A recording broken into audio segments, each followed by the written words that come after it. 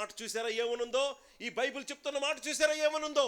రెండవసారి లోకమంతటికి కనిపించడానికి రాబోతున్న యేసుక్రీస్తు ఎవరో తెలుసా? పొడవబడినవాడు, చంపబడినవాడు. యేసుక్రీస్తు శిలువపై ఉన్నప్పుడు ఆయన నిజంగా ప్రాణం విడిచిపెట్టాడా లేదా అని బల్లెముతో ఎడం వైపు గుండెలోకి పొడిచి చూశారు. నిజంగా చనిపోయాడని వాళ్ళు రూఢి పరుచుకున్న తర్వాతే శవాన్ని దించారు. ఇది నిజంగా జరిగింది. ముస్లిం బోధకులు చాలా మంది తెలుసో తెలియకో ఏ కారణం చేతనో ఇలా చెప్పి మనుషుల్ని మాయ చేస్తూ ఉన్నారు. సత్యము తెలుసుకోకుండా మోసగిస్తూ ఉన్నారు. ఎందుకు? వాళ్ళకి సత్యము తెలియదు. వాళ్ళు చెప్తున్న మాట ఏంటో తెలుసా? లోకానికి అంతములో, యుగం అంతం ఉందే టైంలో యేసుక్రీస్తు వస్తాడని చెప్తున్నారు, కానీ ఆయన శిలువ మీద చనిపోలేదని చెప్తున్నారు. కానీ ఎక్కడున్న మాట ఏం చెప్తుందో తెలుసా? బైబిల్లో ఏ యేసు అయితే శిలువ మీద ప్రాణం పెట్టి ఆ శూలంతో లేక ఆ బల్లెముతో పొడవబడ్డాడు, అలాగ మరణించిన తిరిగి లేచి రాబోతున్నాడు ఆయనే. ఇంతకీ అప్పుడు చేతకాని వాళ్ళగా అలా శిలువ మీద మరణించిన వాడు ఎవడో తెలుసా? కేవలం ఆయన మనిషి అయితే తిరిగి రాలేడుగా. తిరిగి ఆయన తన మహామహిమతో లోకమంతటిని నాశనం చేయడానికి, తన ఉగ్రతతో, తన నీతితో, తన పరిశుద్ధతతో లోకమంతటిని నాశనం చేయడానికి రాబోతున్నవాడు ఆల్రెడీ శిలువ మీద చంపబడిన యేసుక్రీస్తే అనే మాటకు అర్థమేంటో తెలుసా? అలాగా ఆ రోజు చేతకాని వాళ్ళలాగా చచ్చిపోయిన వాడు, చంపబడిన వాడు దేవుడు. ఈ భూమి మీద చాలామంది హీరోలు ఉన్నారు, వీరులు ఉన్నారు, ఎంతో పెద్ద పుడింగులు ఉన్నారు ప్రపంచ చరిత్రలో.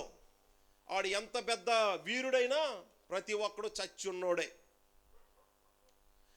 నేను అందరికంటే గొప్ప అని ఎవడైనా చెప్పాడు అనుకోండి, అందరూ చెయ్యలేంది వాడు చేసి చూపించాలి. నేను చాలా గొప్ప అని చెప్పిన వాళ్ళు చాలామంది ఉన్నారు ప్రపంచ చరిత్రలో. గ్రేట్ అనే మాట వాళ్ళ పేరుకి తగిలించారు చివరన. కానీ ప్రతి మనిషికి ఏం జరుగుతుందో వాళ్ళకే అదే జరిగింది. అలాంటప్పుడు వాడు గొప్ప ఏంటి? అందరికంటే గొప్పవాడు ఎవడో తెలుసా? ప్రతి మనిషి కామన్గా పుట్టి చావాలి, కానీ ఆ మరణాన్ని కూడా ఓడించి జయించి తిరిగి లేచిన వాడెవడు? వాడు మనుషులందరికంటే గొప్పవాడు. మరణాన్ని జయించిన వాడు కేవలం దేవుడే తప్ప మనిషి వల్ల కాదు. ఈ మాట ఎవరు ఒప్పుకోలేరు. కాబట్టి మనిషి, అందరికీ కనిపిస్తున్న మనిషి, చేతకాని వాళ్ళలాగా కొట్టబడి శిలువ మీద చంపబడిన ఒక మనిషి అయిన యేసు దేవుడు అని చెప్పడానికి వాళ్ళకున్న జ్ఞానం అడ్డొచ్చేస్తూ ఉంటే, ఒకరోజు ఆ జ్ఞానమంతా ఎగిరిపోయినట్లు లోకమంతటికి ఆయన కనిపించబోతున్నాడు. అది ఆ మాట యొక్క అర్థం. దానియేలు గ్రంథం 9వ అధ్యాయం 24వ వచనం. ఆ 4వ మాట యొక్క అర్థం, యుగాంతము వరకు ఉన్నట్టు నీతి బయలుపరచడానికి అని అన్నాడు. అంటే లోకమంతా తెలియట్లా ఎవరు వల్ల పుట్టారో, ఎవరు నిజంగా దేవుడో, ఎవరు ఏది పడితే అది నమ్ముతున్నారు కదా. లోకమంతటికి ఒకరోజు తెలుస్తుంది. శిలువ మీద చేతకాని వాళ్ళలాగా నీ పాపానికి, నీ దోషానికి, నువ్వు చేసిన తిరుగుబాటుకి, నీ మీదకి రావాల్సిన గొప్ప నాశనం అంతా ఆయన పొంది నిన్ను ప్రేమించి తప్పించాడు. లోకమంతటికి ఆయన ఇస్తున్న మెసేజ్ ఇదే. ఇదిగో అబ్బాయి, నిన్ను ప్రేమించిన దేవుడు నీకు పూట పోషించడానికే గొప్ప అనుకుంటున్నావేమో. నీకు ఒక ఉద్యోగం వచ్చింది, నీకేమో అందరాలు వచ్చాయి, నువ్వేదో గొప్పతనం సాధించావు, అవంతా దేవుడు ఇచ్చినాడు అనుకోండి. అంతకంటే గొప్పది ఆయన ఇచ్చింది ఏంటో తెలుసా? నువ్వు అనుభవిస్తున్నవి, కలిగి ఉన్నవి, ఈ కుటుంబం, సుఖ సంతోషాలు, జీవితం, గొప్పతనాలే కాదు, నీకోసం దేవుడే ప్రాణం ఇచ్చాడు. ఎందుకంటే నిన్ను ప్రేమిస్తున్నాడు. నిజంగా ప్రేమిస్తున్న దేవుడు ఎవరో మనుషులు ఆలోచించక ఈ భూమి మీద బతకడం కోసమే దేవుడు కావాలన్నట్టు వాళ్ళకు అవసరమైనవి ఎవడిస్తాడో వాళ్ళ దగ్గరికి దేవుడని పరిగెట్టి, అంతకంటే ఎక్కువగా నీకు ప్రాణం అవసరం. ఎందుకో తెలుసా? ఒకరోజు నీ ప్రాణం కూడా పోవాలి. నిజంగా చూడండి, చాలామంది దేవతలు ఉన్నారు. ఈ దేవత ఏమిస్తాడు, ఈ దేవుడు ఏమిస్తాడంటే ఆ దేవుని దగ్గరే ఉంటాయి ఏమిస్తాడు. కానీ నిజానికి ఈ లోకంలో ఎంతోమంది దేవతలు చాలా ఇస్తారు, చాలా ఆఫర్ చేస్తారు. నీ సుఖం కావాలా, శాంతి కావాలా, డబ్బు కావాలా, జ్ఞానం కావాలా, ఇవన్నీ ఆశిస్తారు. కానీ నిజానికి దేవుడు నిజంగా దేవుడైతే నీకు ఇవ్వాల్సింది ఏంటో తెలుసా? వాటన్నిటికంటే ముఖ్యమైనది ప్రాణం. ఎందుకు? నీకు చదువిచ్చినా ఏదో ఒక రోజు నువ్వు చచ్చిపోవాలి. నీకెంత అధికారం ఇచ్చినా ఏదో ఒక రోజు నువ్వు చచ్చిపోవాలి. నీకెంత ధనం ఇచ్చినా ఏదో ఒక రోజు నువ్వు చచ్చిపోతే దాన్ని వదిలేస్తావు. మరి ఏది అవసరం? అన్నిటికంటే ముఖ్యమైనది ప్రాణం. ప్రాణం ఇచ్చిన దేవుడు ఎవరు? అది ఇవ్వడానికి వచ్చిన దేవుడు ఎవరు? లోకంలో ఉన్న దేవుళ్ళు, దేవతల బొమ్మలన్నీ ముందు పెట్టుకోండి, ఒక్క యేసుక్రీస్తు మాత్రం డిఫరెంట్గా ఉంటాడు. మిగతా దేవుళ్ళందరూ నీకు గొప్ప ఇస్తానంటారు, కానీ ప్రాణం ఇస్తున్నాడు అక్కడే కనిపిస్తాడు. అరే, అప్పుడైనా అర్థం కావాలి కదా. అన్నిటికంటే మనిషి జీవితానికి ఏది ముఖ్యం? నిజంగా ఈ వ్యక్తి దేవుడైతే అన్నిటికంటే నా జీవితంలో అతి అవసరమైనది నా ప్రాణం, నా మరణం, దానికోసం రావాలి. దానికోసం వచ్చిన వాడు ఈ ప్రపంచ చరిత్ర అంతటికీ తెలిసి ఒకే ఒక్క దేవుడు ఉన్నాడు, ఆయన పేరు యేసుక్రీస్తు. దాంట్లో అనుమానం లేదు. అందుకు మొదటిసారి వచ్చాడు, రెండోసారి రాబోతున్నాడు. ఎందుకు రెండోసారి రాబోతున్నాడో తెలుసా? ఈ యుగం అంతటిని నాశనం చేయడానికి రాబోతున్నాడు. ఎందుకు అంటే తర్వాత ఉన్న మాటలోనే చూడండి, తర్వాత 5వ మాట నేను చెప్తున్నాను. ఏముందో తెలుసా? ప్రవచనాన్ని ముద్రించడానికి అన్నాడు. ఇప్పుడు 5వ మాట చెప్తున్నాను, శ్రద్ధగా ఆలకించండి. ప్రవచనం ముద్రించడం అంటే ఏంటో తెలుసా? చాలామంది ఆ మాట చూసి ఓహో ప్రవచనం ముద్రించడం అంటే ఈ బైబిల్ అంతవరకు చర్మపు చుట్ల మీద, పపైరస్ మీద రాయబడింది, కానీ ప్రింట్ చేయబడలేదు. ముద్రించడం అన్నారంటే ఇదిగో ఇలాగ ఒక పుస్తకం లాగా ప్రింట్ చేయబడాలి. ముద్రించడం అనే మాటకు అర్థం ఏంటి? ఇంగ్లీష్లో ప్రింటింగ్. ఇదిగో ఇప్పుడు బైబిల్ ప్రింట్ అయిపోయింది కాబట్టి అదిగో దానియేలు గ్రంథం 9వ అధ్యాయం 24వ వచనంలో ఆ 5వ మాట నెరవేరింది అని కొంతమంది అంటారు. అది తప్పు, అది నిజం కాదు. దానియేలు గ్రంథంలో అంటే BC 6th century 5వ శతాబ్దం 6వ శతాబ్దంలో ఆ మాటకు అర్థం ప్రింటింగ్ కాదు, ఎలాగ పుస్తకం లాగా ముద్రించడం కాదు. ఆ ముద్రించడం మాటకు అర్థం ఏంటంటే సీల్ చేయబడుతుంది. సీల్ అంటే అర్థం ఏంటో తెలుసా? మీరు షాప్కి వెళ్ళారు, షాప్లో ఏవేవో వస్తువులు కొనుక్కున్నారు, ఆ వస్తువులు కొనుక్కొని మిమ్మల్ని బయట పంపించేటప్పుడు ట్రాన్సాక్షన్ క్లోజ్ అయిపోయింది అనడానికి పెయిడ్ అని సీల్ వేస్తారు. అంటే అర్థం ఏంటో తెలుసా? వాళ్ళు ఏ వస్తువులు కొన్నారో దానికి అవసరమైన డబ్బులు ఇచ్చారు, ఎక్కడికి ఇది ఫినిష్, ఎక్కడికి ఇది ఫినిష్, ఇది నెరవేరిపోయింది, ఇది అయిపోయింది అని చెప్పడానికి క్లోజ్డ్, పెయిడ్ అని సీల్ వేయడం, ముద్రించడం. ఈ మాటకు అర్థం ఏంటో తెలుసండి? బైబిల్లో దేవుడు ఈ యుగం అంతమొందడానికి, ఈ ప్రపంచం నాశనం కావడానికి ముందు ఏవేవి జరగాలని ఈ బైబిల్ గ్రంథంలో రాయించారో అవన్నీ నెరవేర్పు అవుతాయి. ఈ బైబిల్లో ఉన్న ప్రతి మాట ప్రవచనం, ఒక ప్రాఫెసీ. ప్రతి ప్రవచనం ముద్రింపబడుతుంది. అంటే ఏవేవి జరుగుతాయని దేవుడు బైబిల్ గ్రంథంలో రాయించారో అవన్నీ సీల్ వేయబడతాయంటే ఇది అయిపోయింది, ఇది క్లోజ్డ్, ఇది ఫినిష్డ్, ఇది పెయిడ్ అని ఒక్కొక్కటి క్లోజ్ అయిపోతుంది. సో ప్రవచనం ముద్రింపబడ్డం అనే మాటకు అర్థం ఏంటో తెలుసా? దేవుడు ఏవేవి జరగాలని తన ప్రవక్తల ద్వారా కొన్ని వేల సంవత్సరాలుగా ఈ గ్రంథంలో రాయించారో అవన్నీ జరిగిపోతాయి. ముద్రింపబడతాయి అంటే ప్రింట్ చేయడం కాదు, ఇలాగ ప్రింటింగ్ మెషిన్ తయారు చేసి పేపర్లో ప్రింట్ చేయడం కాదు. దా మాటకు అర్థం ఏవేవి జరుగుతాయని, యుగం నాశనం అవ్వడానికి, యుగాంతము కావడానికి ఏవేవి జరగాలని దేవుడు ముందుగా నిర్ణయించి ఇందులో రాయించారో అవన్నీ జరిగిపోతాయి. అవన్నీ జరిగిపోతాయి అంటే అర్థం ఏంటో తెలుసా? ఇంకా ఈ భూమి మీద ఒకేసారి జస్ట్ ఈ మాట వినండి, ప్రకటన గ్రంథం చూస్తే అర్థమవుతుంది. కేవలం 7 సంవత్సరాల కాలంలో 700 కోట్ల మంది జనాలు చచ్చిపోతారు.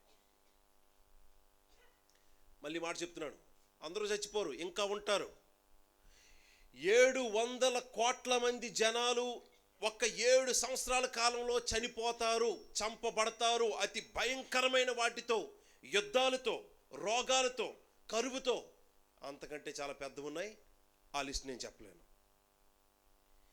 700 కోట్ల మంది జనాలు ఈ భూమి మీద ఉన్న వాళ్ళు 7 సంవత్సరాల్లో చచ్చిపోతారు. తిరుగులేదు ఆ విషయం. ఎంతకీ చంపేవాడు ఎవడో తెలుసా?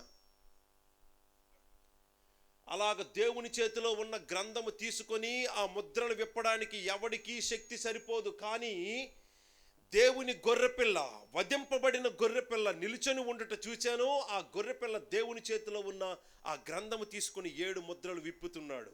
అంటే ఈ భూమి మీద ఆ దేవుని చేతిలో ఉన్న ఆ ఉగ్రతకి సంబంధించిన అనుకోండి, ఆ గ్రంథము తీసుకొని ఆ ముద్ర ఒక్కొక్కటి విప్పుతూ ఉంటే ఈ భూమి మీద గొప్ప నాశనాలు జరగాలి, కొన్ని కోట్ల మంది ప్రజలు చచ్చిపోవాలి, ఈ యుగం అంతమొందించబడాలి.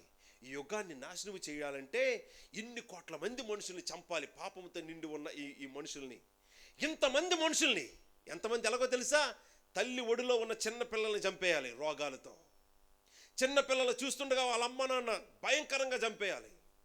ఇంత భయంకరంగా ఇన్ని 100 కోట్ల మందిని చంపాలంటే అలా చంపేవాడు ఏమైనా మంచితనం ఉన్నట్టేనా?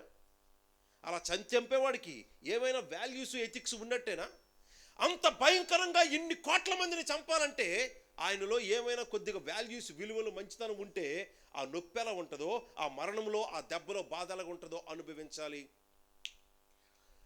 ప్రపంచ చరిత్ర అంతటికీ తెలిసి ఎంతోమంది దేవతలు ఉన్నారు కదా, వాళ్ళందరిలో యేసుక్రీస్తు అనే ఒక్కడు మాత్రమే మరణంలో నొప్పి ఎలా ఉంటుందో, భయం ఎలా ఉంటుందో, బాధ ఎలా ఉంటుందో అనుభవించి లోకానికి సాక్ష్యం ఉంచాడు. కాబట్టి రాబోతున్న యుగం అంతంలో ఎన్ని కోట్ల వందల మంది అయినను, ఎన్ని వందల కోట్ల మంది అయినను, ఎంత ఘోరంగానైనను చంపడానికి ఆయనకి హక్కు ఉంది. ఒకవేళ దేవుడు, ఏ దేవుడు? దేవుడు అంటే నిరాకారుడు, అనంతుడు, అనంతమైన నిరాకారుడైన దేవుడు మనుషుల్ని చంపేస్తుంటే మనుషులు ఏమని ఏడుస్తారో తెలుసా? నీకు నొప్పి ఎలా ఉంటుందో తెలియదు కదా, అందుకే ఇలా చంపుతున్నావు అని అంటారు. కానీ అలా చంపుతున్నది యేసుక్రీస్తు అని తెలిస్తే ఈ మాట ఎవ్వడు అనలేడు. ఎందుకో తెలుసా? ఆయన శరీరాన్ని ధరించాడు. నొప్పులు ఎలా ఉంటాయో, బాధలు ఎలా ఉంటాయో, భయం ఎలా ఉంటుందో ఆయన తన శరీరంలో అనుభవించాడు. కాబట్టి ఎవడిని ఎంత కర్కశంగా భయంకరంగా చంపడానికైనా ఆయనకు హక్కు ఉంది. దేవుడు సర్వాధికారి, హక్కుల గురించి దేవుని దగ్గర మాట్లాడక్కర్లా. కానీ ఆ దేవుడు మంచోడైతే, ఆయనకి విలువలు, వాల్యూస్ ఉంటే ఖచ్చితంగా ఎంతమందిని చంపడానికి రాబోతున్నవాడు ఆ మరణం ఎలా ఉంటుందో, మరణంలో బాధ, దుఃఖం, నొప్పి, అది ఎలా ఉంటుందో ఖచ్చితంగా అనుభవించాలి. అలాంటివి ఆయన అనుభవించకుండా ఎంతమందిని చంపడానికి ఆయనకు అసలు విలువలు లేనట్టే, మంచితనము లేనట్టే.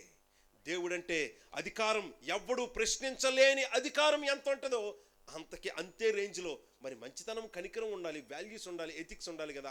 మరి ఆ ఎథిక్స్, వాల్యూస్ అదే రేంజ్లో తీవ్రమైన ఉగ్రత ఉన్న దేవుడు ఈ లోకానికి ఉన్నవాడు ఒక్కడే, ఆయన యేసుక్రీస్తు. ఎందుకో తెలుసండి?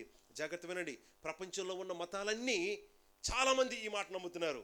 ఈ యుగం రాను రాను ఇంకా పాపంతో నిండిపోతుంది, అందుకే ఈ కలి పెరిగిపోతున్న ఈ కలియుగం నాశనం కావడానికి ఒక అవతారంతో దేవుడు వస్తాడని అందరూ నమ్ముతున్నారండి. ఇంతకీ అలా రాబోతున్న దేవుడు ఎవరో ఈ ఒక్క మాటతో అసలు మనుషులకి ఎవరికైనా అర్థం కావాల్సిందే. నన్ను తిట్టుకోవచ్చు, నన్ను ఇంకేమైనా అనుకోవచ్చు, కానీ మీరు ఆలోచించాలి. ఆలోచిస్తే ఎవరికైనా అర్థం కావాల్సిందే. మీరు ఈ మాట జాగ్రత్తగా వినండి. యుగం పాపంతో నిండిపోయింది. ఈ యుగం అంతటిని, ఈ కలియుగాన్ని నాశనం చేయడానికి, ఈ కలియుగంలో అవతారం రాబోతూ ఉన్నాడు. ఎవరు వస్తారు? ఈ ఒక యుగం అంతటిని నాశనం చేయడానికి ఎవరికి అధికారం ఉందంటే దేవునికే అధికారం ఉంది. మరి కలియుగంలో ఈ యుగాన్ని నాశనం చేయడానికి దేవుడే ఒక అవతారంతో రాబోతున్నాడని ప్రపంచంలో ఉన్న మతాలన్నీ నమ్ముతున్నాయి కదా. మరి అలా రాబోతున్నోడు దేవుడే. అలా వచ్చినప్పుడు ఏం చేస్తాడు? ఈ యుగంలో ఉన్న మనుషులందరినీ చంపేస్తాడు, ఈ ప్రపంచం అంతటిని నాశనం చేస్తాడు. మరి ప్రపంచం అంతటిని నాశనం చేసినప్పుడు ఎన్ని కోట్ల మంది ప్రాణుల్ని నాశనం చేయాలి చూడండి. కేవలం మనుషులే కాదండి, ఎన్నో జీవులు ఏమీ లేకుండా తీసేయాలి. మరి అంత ప్రాణం, ఘోరమైన నరమేధం జరగబోతూ ఉంది. మరి అంతమందిని చంపాలి అంటే మరి చంపడానికి వస్తున్నోడు దేవుడైతే ఆయనకి మంచితనం ఎక్కడుంది? కనికరం ఎక్కడుంది? మరి మంచితనం, కనికరం లేకుండా దేవుడు ఎలా అవుతాడు? మరి మంచితనం, కనికరం ఉంటేనే దేవుడు అవుతాడు కదా. కానీ పాపం పెరిగిపోతుంది. ఖచ్చితంగా ఒకరోజు యుగాంతం రావాలి. ఆ యుగాంతానికి దేవుడు నాశనం చేయడానికి యుగ పురుషుడిగా రావాలి. ఆయన నిజంగా దేవుడైతే మరి తప్పించుకునే అవకాశం ముందివ్వాలి, క్షమించే అవకాశం ముందివ్వాలి. ఈ యుగ పురుషుడు ఎవరవుతారో తెలుసా? యుగాన్ని నాశనం చేయడానికి రాబోతున్న దేవుడు ఎవరో తెలుసా? ఆయన మొదటిసారి వచ్చి తప్పించుకునే అవకాశం ఇచ్చాడు, ఉచితంగా క్షమించే అవకాశం ఇచ్చాడు. మొదటిసారి వచ్చి ఎవరైతే ఉచితంగా క్షమించి గొప్ప నాశనం నుంచి తప్పించుకునే అవకాశం ఎవరిచ్చారో రెండవసారి వచ్చి అతి భయంకరంగా నాశనం చేసే అధికారము, హక్కు ఏ యాంగిల్లో? దేవుడు సర్వాధికారి, ఆయన అధికారం గురించి ప్రశ్నించే హక్కు ఎవరికి లేదు. కానీ ఆయన మంచితనం, ఆయన ఎథిక్స్, వాల్యూస్ యాంగిల్లో చూస్తే ఎలా చేస్తాడు? ఇలా చేస్తే కనికరం ఎక్కడున్నట్టు? మంచితనం ఎక్కడున్నట్టు? అవును, ఆయనకి కనికరం, మంచితనం, నువ్వంటే అవసరమైతే నీ కోసం ప్రాణం ఇచ్చేటంత ప్రేమ ఉంది. కాబట్టి మొదటిసారి వచ్చి నువ్వు తప్పించుకోవడానికి అవకాశం ఇచ్చాడు. ఇప్పుడు నీకు అవకాశం ఇస్తున్నాడు. నీ జీవితంలో ఎప్పటికైనా బుద్ధి తెచ్చుకొని కేవలం బతికేయడానికి, తినేయడానికి, అనుభవించడానికి కాదు జీవితం. నీ కోసం ఎంత ప్రేమ చూపించి రేపొద్దున్న ఈ ప్రపంచాన్ని నాశనం చేయడానికి రాబోతున్న దేవుడు ఎవరో తెలుసుకొని నీ జీవితం విలువైందిగా జీవించాలి. ఊసురోమని ఏడవడం కాదు భక్తి అంటే. ఎన్నాళ్ళ నుంచి ప్రార్థన చేశాను, ఏమిచ్చావు అని నీ పిచ్చి ప్రశ్నలు కాదు అడగడానికి. ఈయన తన జీవితకాలం మొత్తం అంతా కోల్పోయాడు, నష్టపోయాడు. సుఖాలు లేవు, సరదాలు లేవు, సంతోషం లేదు. చిన్న వయసులోనే మొత్తం దేవుడు తీసేశాడు. ఎందుకు జీవించాలన్నట్టు బాధపడుతూ ఉంటే దేవుడు నేర్పించిన పాఠం ఆత్మీయంగా, ఆత్మ సంబంధంగా దీనికోసం కాదు జీవించాల్సింది. ఇదిగో దేవుడు ఈయన, ఆయన తన ప్రేమను తెలియచేసి మనుషులు వాళ్ళు ఏం చేశారా ఏం చేయలేదా, వాళ్ళు ఎంత ఘోరమైన పిచ్చి పనులు చేస్తారో పాపం చేస్తారో వాటిని కూడా పట్టించుకోకుండా పోషించి కాపాడుతూ ఉంటే ఆ దేవుణ్ణి ఘోరంగా అవమానిస్తున్నారు. ఈ లోకం మీదకి అంత భయంకరమైన శ్రమ రాబోతుంది. ఆ శ్రమలో ఉన్నవాళ్ళు నీ ఊరి వాళ్ళే, నీ ఇంటి వారే, నీ రక్త సంబంధులే. నువ్వు ప్రార్థన చేయాల్సింది, నన్ను బాగు చేయి ప్రభువా, నా నడువు నొప్పి పెడుతుంది, నా ముడుకులు నొప్పులు ఆడుతున్నాయి, నాకు అది ఉంది ఇది ఉంది, ఇదేదో అవసరాలు తీర్చాను కాదు. నువ్వు ఏడవలసింది నిజంగా ఇదిగో గొప్ప నాశనానికి వెళ్ళిపోతున్నా దేవుడు నువ్వు ప్రేమించాలని, దేవుడు నీకు రక్షణంగా సహాయంగా ఏ దేశాన్ని ఇచ్చాడో ఆ దేశం కోసం నువ్వు నిజంగా ఏడవాలి, ప్రార్థన చేయాలి. వాళ్ళకి సత్యం తెలియక నీ మీద కోప్పడి నీ మీద పడి చంపేవచ్చు, కానీ నువ్వు తిరగబడకూడదు. నువ్వు చంపినా పర్వాలేదు, కానీ నన్ను చంపిన తర్వాతే నువ్వు ఆలోచించు. నేను నమ్ముతున్నది అబద్ధమైతే ఒక అబద్ధం కోసం ఎవడు చచ్చిపోవడానికి తెగించడం. నీ శత్రువులను కూడా నువ్వు ప్రేమించాలి. ఎంతవరకైనా నీ మీద ఎంత ఘోరమైన అపాయం చేసినా, ఎంత ఘోరమైన నీ మీద కుట్ర పన్నినా, ఎంత ఘోరంగా అవమానించినా నువ్వు తిరగబడక ఇంకా పని చేయి, ఇంకా సహాయం చేయి, ఇంకా ప్రేమించు. ఇంకా చేతనైతే వాళ్ళ ముందు నువ్వు కన్నీరు విడిచి ఏడువు. ఇంకా చేతనైతే వాళ్ళు చంపితే ఆ రక్తం కాచి, రక్తం నీ కోసమే కారుస్తున్నాను ఎందుకంటే ఐ లవ్ యూ అనే మాట చెప్పాలి. ఎందుకో తెలుసా అండి, దేవుడే ఆ మనిషిని ప్రేమించి ఆయనే ప్రాణం పెట్టడానికి, దేవుడు మరణించడం అసాధ్యం, దేవుడు ప్రాణం పెట్టడం అసాధ్యం. ఆయన నిత్యుడు, అనంతుడు, నిరాకారుడు, అందుకే శరీరాన్ని ధరించాడు మధ్యలో. ఒకవేళ చాలా మంది చెప్పే మాట ఏంటో తెలుసా, ఈ యేసుక్రీస్తు 2000 సంవత్సరాల క్రితం వాడే ఎలా దేవుడు అవుతాడంటే, బాగుందనయ్య, ఆయన ఎప్పుడో ఎవడికి తెలియను ఆ యుగం ఈ యుగం అని ఏదో యుగంలో నీ కోసం ఈ పని చేస్తే ఎవడో తెలుస్తుంది. ఈ యుగానికి ఎందుకు, ఈ యుగాన్ని అంతమొందించడానికి రాబోతున్న సృష్టికర్త అధికారము కలిగిన దేవుడు కాబట్టి ఈ యుగానికి తెలిసి మధ్యలో సాక్ష్యం ఉండేటట్లు ఆయన ప్రాణం పెట్టాలి. నువ్వు అంటున్నావు నీ మాటలోనే, 2000 సంవత్సరాల క్రితం వచ్చాడు, చేతకానోడిలాగా శిలువ మీద చచ్చిపోయాడు, చంపేస్తే అలాంటోడు దేవుడు ఎలాగ అవుతాడంటే, అవును, నీ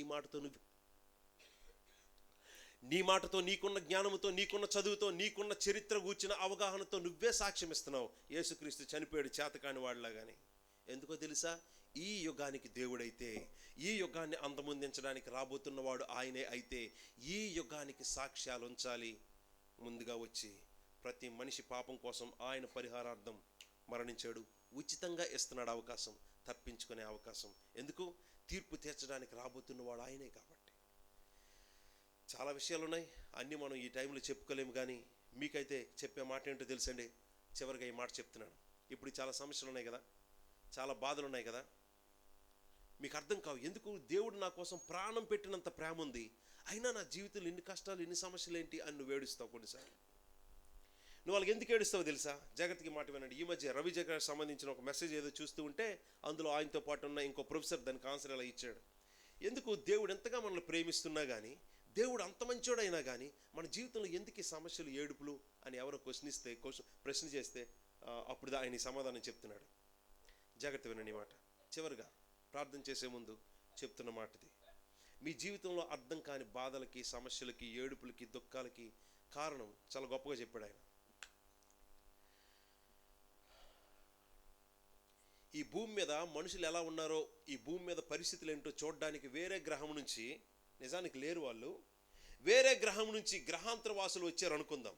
అలా ఊహించుకోండి అర్థం చేసుకోవడానికి. ఎందుకు, ఈ భూమి మీద ఎవరెవరు ఉన్నారో, పరిస్థితులు ఏంటో వాళ్ళకి తెలియవు. చూడ్డానికి మొట్టమొదటిసారి భూమి మీదకి వచ్చారు వాళ్ళు.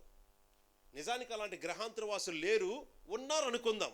వాళ్ళకి మనుషులు, ఈ భూమి మీద పరిస్థితులు తెలియవు ఎలా ఉంటాయో. వాళ్ళు ఒకసారి చూడడానికి వచ్చారు. చూడడానికి వచ్చింది సరాసరి స్ట్రైట్గా ఎక్కడికి వచ్చారో తెలుసండి, ఒక పెద్ద మల్టీ స్పెషాలిటీ హాస్పిటల్ మీద వాలేరు వాళ్ళు. దిగింది వాళ్ళ ఫ్లైట్ ఏదో. హాస్పిటల్ పైన దిగారు కదా, ఇంకా జాగ్రత్తగా అసలు ఇక్కడ ఏం జరుగుతుందో, ఇక్కడ ఎవరున్నారో చూడడానికి ఎలా సీక్రెట్గా వచ్చి చూస్తున్నారు. ఆ విండో ఉంది, కిటికీ, అందులో నుంచి చూస్తున్నారు లోపలికి. వాళ్ళు ఎంతకీ ఎందులో చూస్తున్నారు తెలుసా, ఒక ఆపరేషన్ థియేటర్లో చూస్తున్నారు. ఆ టైంలో సరిగ్గా ఆపరేషన్ థియేటర్లో ఏం జరుగుతుందో తెలుసా, ఒక ఆమె గర్భిణీ స్త్రీ, నొప్పులు వస్తున్నాయి, బేబీ బయటకు వచ్చేయాలి, డెలివరీని ఏమనాలి, ప్రసూతి చేయాలి. ఆ ప్రసూతి చేయడానికి ఆ తల్లి పొట్ట ఎంత పెద్దది ఉంది, ఎందుకు అందులో పిల్లోడు ఉన్నాడు, బయటికి రావాలి. చుట్టూ డాక్టర్లు నర్సులు ముక్కికిలా కట్టుకుని ఉన్నారు. ఈ గ్రహాంతర వాసులు వచ్చే కణంలో నుంచి చూస్తున్నారు ఏం జరుగుతుంది ఇక్కడని. ఆమెమో అరుస్తుంది ఆ నొప్పిని భరించలేక. ఒక్కొక్కరు చేతులు కాళ్ళు గట్టిగా పట్టు నొక్కేస్తూ ఉన్నారు. వాళ్ళు చూసి ఎలా ఉంటుంది చెప్పండి చూడగానే. వీళ్ళెవరు? మధ్యలో ఉన్న ఆ స్త్రీ అలా కేకలేస్తూ ఏడుస్తూ అరుస్తూ ఉంటే బాధకు కావాలా? వీళ్ళేంటి అంత బలవంతంగా ఏమో చేస్తున్నారు. అందులో కొంతమంది అదే గవర్నమెంట్ హాస్పిటల్ అనుకోండి, ఏమంటారు తెలుసా? అలాంటి టైంలో ఆ ప్రసూతి టైంలో ఆ స్త్రీలకి కడుపులో నొప్పి వచ్చి గట్టిగా కేకలు వేసి ఏడుస్తూ ఉంటే అక్కడ ఉన్న స్త్రీలు కొంతమంది ఏమంటారు తెలుసా? నర్సులు గవర్నమెంట్ హాస్పిటల్లో లేండి. అలాంటప్పుడు పెళ్ళి ఎందుకు చేసుకున్నావు నర్మై అని గట్టిగా అరుస్తూ ఉంటారు వాళ్ళ మీద. ఎందుకంటే విన్నాం ఇలాంటి విషయాలు. ఎందుకు? వాళ్ళు తిట్టాలని కాదు, మరి ఎంత కంట్రోల్ చేస్తున్నా ఓర్చుకోలేకపోతుండే ఇంకా ఏడుస్తూ ఉంటే వాళ్ళు ఏదో అలా అంటారు. సరే, వీళ్ళకి ఎలా ఉంటుందో తెలుసా? ఈ పైనుంచి వచ్చి చూస్తున్న వాళ్ళకి అంతవరకు మనుషులు ఎలా ఉంటారు, సమస్యలు ఎలా ఉంటాయో తెలియదు కదా. గర్భిణీ స్త్రీలు డెలివరీ ఇవన్నీ ఎలా ఉంటాయో తెలియదు కదా. ఆ నొప్పులతో ఏడుస్తూ కేకలు పెడుతున్న ఆమెను వీళ్ళు వాదారుస్తూ కొన్నిసార్లు వాళ్ళ యొక్క టెంపర్ లూజ్ అయిపోయి తిడుతూ ఉంటే అరే అస్సలు వీళ్ళ కనికరం లేదు, ఎంత ఘోరంగా మూర్ఖంగా ఉన్నారో చూడని అనుకుంటారు. ఈలోగా డాక్టర్ గారు చెప్పారు బిడ్డ అడ్డం తిరిగింది, అర్జెంటుగా ఆపరేషన్ చేయకపోతే చచ్చిపోద్దని తెలిసింది. అప్పుడు ఏం చేస్తారు? వెంటనే కత్తి తీస్తారు. వీళ్ళు పైనుంచి చూస్తున్నారు, అరే కత్తి తీసారేంది. ఈలోగా ఒకరు ఇంజక్షన్ ఎలా ఎక్కిస్తారు, మత్తు ఇంజక్షన్ సూదిగా. అంతే, ఆ సూదిగా ఉన్న ఇంజక్షన్ ఒక్కసారి పొడిచేసరికి ఆమె మరి కాస్త ఖాయమంది అనుకోండి. ఆ పైనుండి చూసిన వాళ్ళు అంతగా ఏడుస్తున్న ఈ స్త్రీని చూసి వీళ్ళు ఇంకా హింస పెడుతున్నారు, వీళ్ళకి కనికరమే లేదు, వీళ్ళెంత ఘోరమైన వాళ్ళు ఏంటి, అసలు వీళ్ళు ఎవరు అనుకుంటారు. ఈలోగా డాక్టర్ కత్తి తీసి ఏం చేస్తాడో తెలుసా? ఆ పొట్టని ఎలా కోసేసరికి బ్లడ్ వస్తుంది.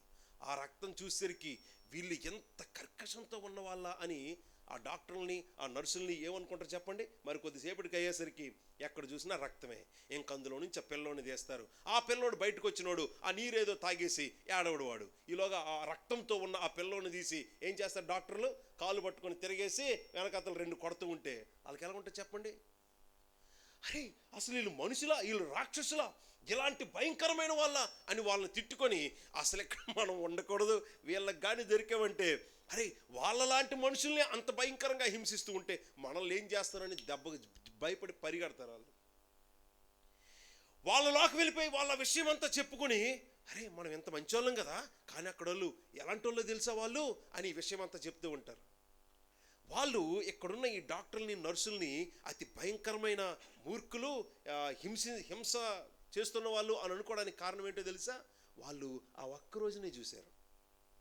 ఆ ముందు రోజుల్ని చూడలేదు, ఆ తర్వాత రోజుల్ని చూడలేదు. ఆ 1 సంవత్సరం తర్వాత ఆ తల్లి సంతోషంగా ఆడుతూ ఉంటుంది ఆ పాపతో, ఆ పుట్టిన ఆ బేబీ కూడా సంతోషంగా నవ్వుతూ ఆడుతూ ఉంటాడు. ఆ తర్వాత సంవత్సరం తర్వాత ఏమవుద్దో వాళ్ళకి తెలియదు. వాళ్ళు చూసింది ఏంటో తెలుసా? కేవలం ఆపరేషన్ థియేటర్ని చూశారు కాబట్టి తప్పుగా అర్థం చేసుకున్నారు. దేవుడు చేసే కొన్ని శ్రమలే కావచ్చు, రోగాలే కావచ్చు, సమస్యలే కావచ్చు, భయపడే పరిస్థితులే కావచ్చు, నువ్వు ఆ ఒక్క రోజునే చూస్తున్నావు కాబట్టి, ఒక్క ఆపరేషన్ థియేటర్నే చూస్తున్నావు కాబట్టి దేవుడు మంచోడు కాదు. ఇదేంటి ఎలా నరికేస్తా